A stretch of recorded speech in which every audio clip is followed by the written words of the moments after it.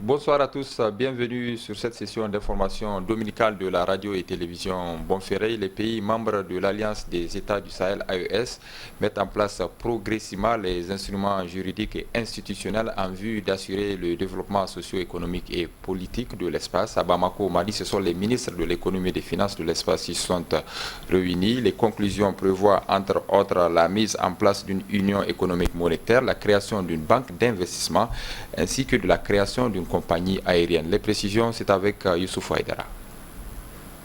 La rencontre des ministres de Finances des États membres de l'Alliance des États du Sahel s'est tenue autour de 5 thématiques, à savoir les échanges commerciaux, circulation des personnes et des biens au sein de l'AES, la sécurité alimentaire, sécurité énergétique, la transformation industrielle, potentialité et perspectives, et le financement, intégration économique, arsenal réglementaire et réformes nécessaires. Dans les discussions autour de ces thématiques, les ministres de l'AES ont relevé la nécessité de mettre en commun les efforts et de tirer les leçons des expériences vécues afin d'instituer un espace économique sécurisé permettant d'amorcer un développement Depuis l'avènement harmonieux. du Conseil En national pour somme, la ils ont sauvegarde de abouti la à la patrie, formulation des recommandations suivantes. L'accélération de la mise en place de l'architecture juridico-institutionnelle la mise en et des place. mécanismes de financement des instances de l'AES, l'amélioration de la libre circulation des personnes de l'espace AES, le renforcement de la fluidité et la sécurité des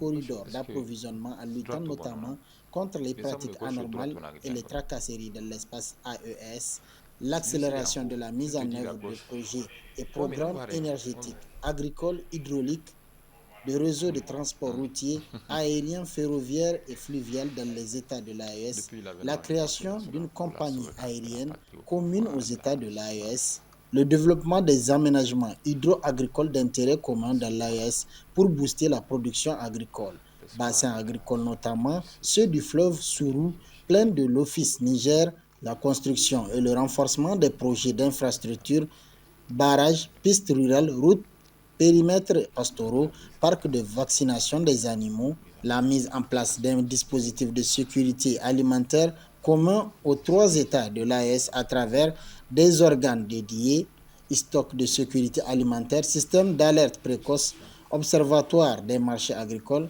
la réalisation d'infrastructures adaptées pour le développement du cheptel et la mise en place d'abattoirs modernes pour l'exportation de la viande et des produits dérivés de l'espace AES, le développement des stocks de sécurité pour améliorer les capacités de stockage en hydrocarbures, la mise en place d'un fonds pour le financement de la recherche et des projets d'investissement énergétique et en matière de substances énergétiques, notamment à partir de l'exploitation des ressources minières, la réalisation des projets de centrales nucléaires civiles à vocation régionale, l'élaboration d'une stratégie commune d'industrialisation des pays de l'Alliance, la promotion du financement d'infrastructures communautaires par la diaspora, la mise en place d'un comité d'experts pour approfondir les réflexions sur les questions de l'union économique et monétaire, la promotion de la diversification des partenariats, la création d'un fonds de stabilisation et d'une banque d'investissement de l'AES, la mise en place d'un comité technique de suivi de la mise en œuvre des recommandations de la réunion ministérielle. Les 3 ministres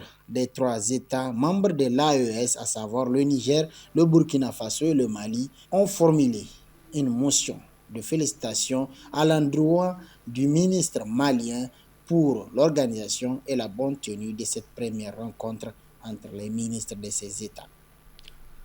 Depuis l'avènement du Conseil national pour la sauvegarde de la patrie, le CNSP au pouvoir, l'espoir et la soif de justice des Nigériens sont très vives avec la mise en place et la prestation de serment des membres de la COLDEF. Un certain nombre de dossiers de malversation focalisent l'attention des Nigériens. On fait le point avec Sidi Kouarouna. L'arrivée du CNSP au pouvoir a été et restera sans doute un moment fort de la vie sociopolitique de notre pays. L'on peut même dire que c'est un événement historique pour le Niger au regard de l'enthousiasme sans précédent que l'événement a suscité, au regard surtout de l'espoir qu'il a fait renaître dans le cœur des Nigériens.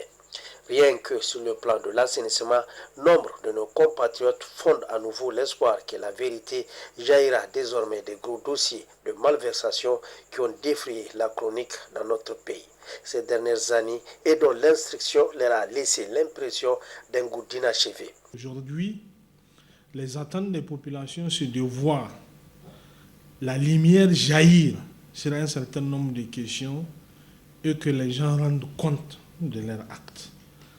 Entre autres questions, c'est la question de la gestion des ressources naturelles.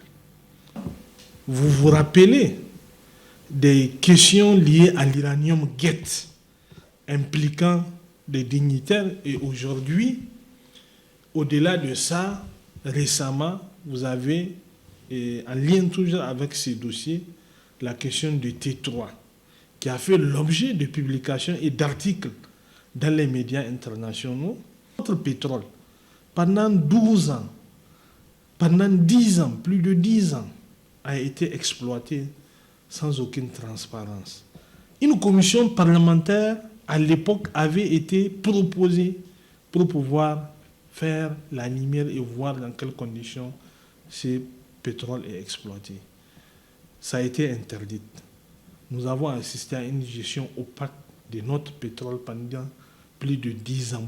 Dans un contexte où l'on parle de lutte contre les infractions économiques et financières, il ne doit pas y avoir de place pour la complaisance. Tous les dossiers, qu'il s'agisse des dossiers de détournement, des dossiers de prêts ou de conventions, bref, partout où le Niger a été lésé, l'on doit pouvoir y apporter une réponse conséquente.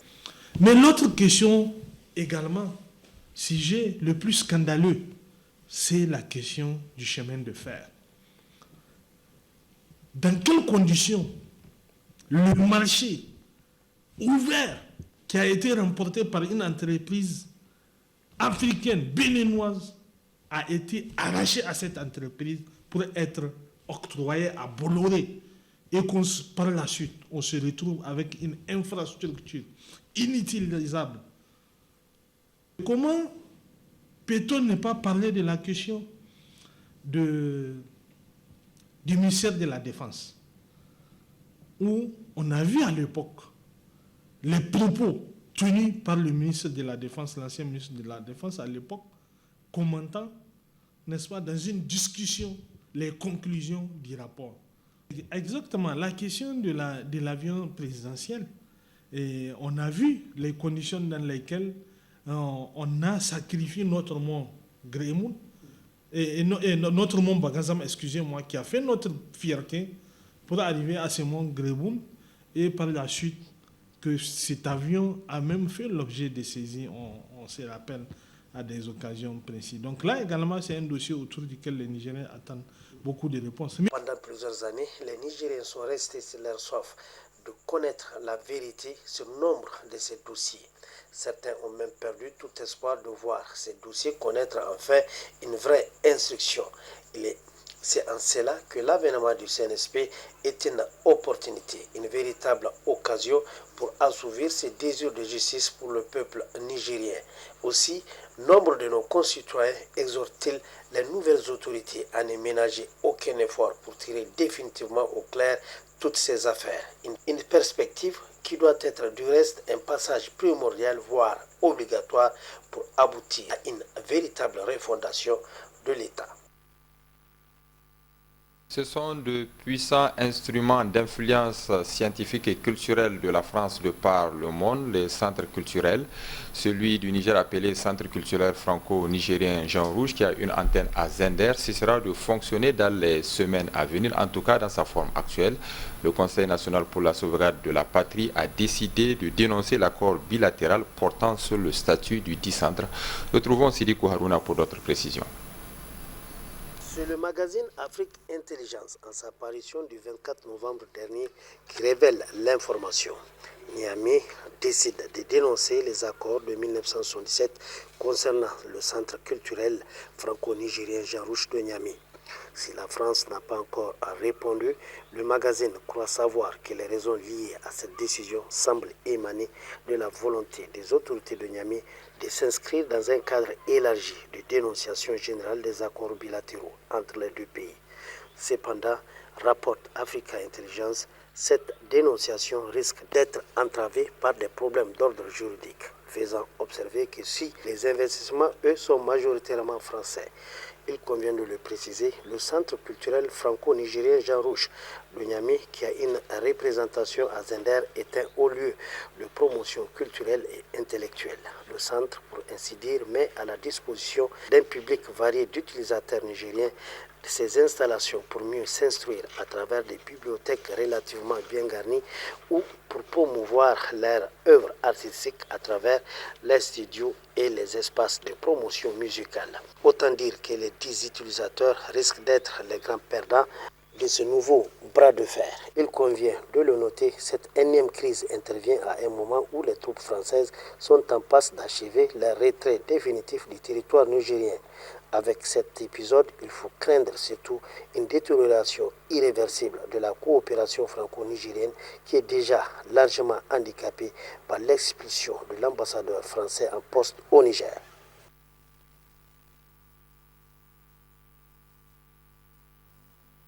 Le journal Monde Afrique nous l'apprend que le président du Conseil national pour la sauvegarde de la patrie a pris une ordonnance portant abrogation de la loi 2015. Les images au niveau de la réalisation, l'ordonnance criminalisait le trafic de migrants depuis mai 2015. Elle avait permis de démanteler les réseaux de passeurs de migrants et leurs infrastructures d'accueil et de transport dans la région d'Agadez. Les contrevenants étaient passibles d'une peine d'emprisonnement de 5 ans à 10 ans et d'amende comprise entre 1 million et 5 millions de francs CFA. Cette décision est une réponse à l'Union européenne influencée par la France et qui continue ses manœuvres en vue d'asphyxier et d'isoler le Niger et son peuple à travers la prise de sanctions multiples qui impactent la bonne marche du pays. Nous y reviendrons au cours de notre édition d'information de demain.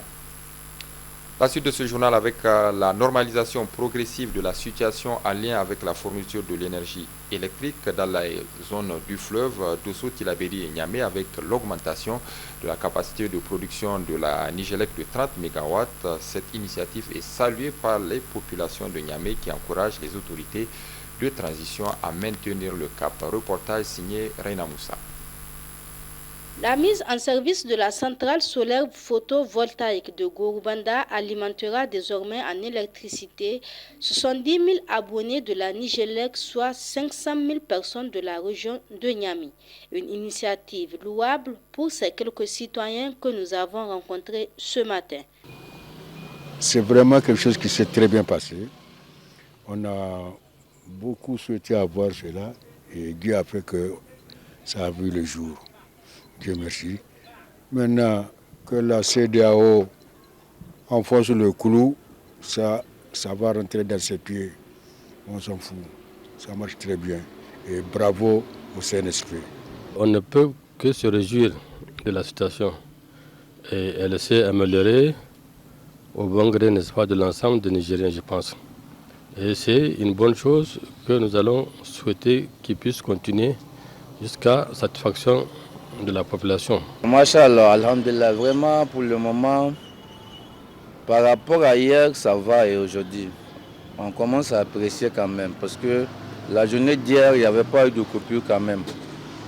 C'est jusqu'aux environs de 1h30, il y avait une petite coupure et puis c'est revenu. Mais ça va, alhamdulillah, on apprécie beaucoup. Cette centrale solaire est un pas de géant vers l'indépendance énergétique du Niger. Ces citoyens en appellent tout de même aux autorités à plus d'efforts malgré les sanctions imposées par la CEDEAO depuis le 26 juillet 2023. C'est une occasion pour nous de souhaiter qu'il y ait une large ouverture et de ne pas oublier le barrage de Kandagui pour solutionner une fois pour toutes et nous débarrasser du Nigeria. S'ils arrivent bien à régulariser l'électricité est stable. Maintenant, ils n'ont qu'à réfléchir comment nous diminuer aux taxes de l'électricité. Parce que vraiment, on consomme cher. On souffre. Ils n'ont qu'à revoir le prix de l'électricité. Oui. Après l'amélioration, ils n'ont qu'à diminuer le prix pour qu'on puisse travailler dans de meilleures conditions. Ce projet de mise en service de la centrale solaire vise à répondre à la demande croissante en énergie électrique des villes du Niger, même si depuis quelque temps, nous constatons une amélioration significative dans la fourniture de l'énergie électrique. Place à présent à la rediffusion de votre revue de la presse du groupe de radio et télévision Bonferré de tous les jeudis. C'est dans une présentation